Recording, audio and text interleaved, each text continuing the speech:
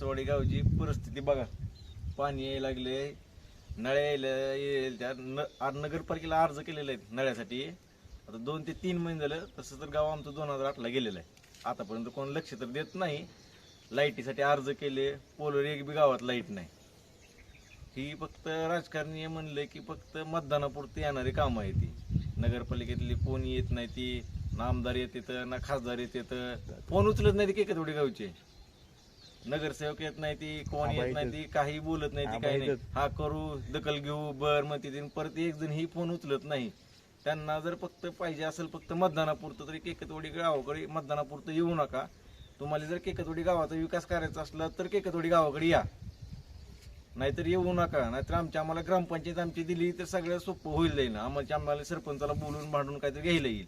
पण नगरपालिकेत आम्ही एवढे अर्ज केले तरी कोणीही दखल घेत नाही.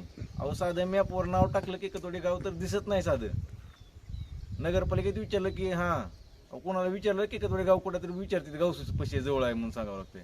म्हणजे केकतवाडी गावची किती आलस्था आहे एवढी. म्हणजे केकतवाडी गाव कुठं नाही असं नाही, फक्त मतदानापुरतं हाय असं दिसतंय. परत याचा काही दखल घेत नाही. ते लवकरात लवकर केकतवाडी गावाचा विकास केला पाहिजे.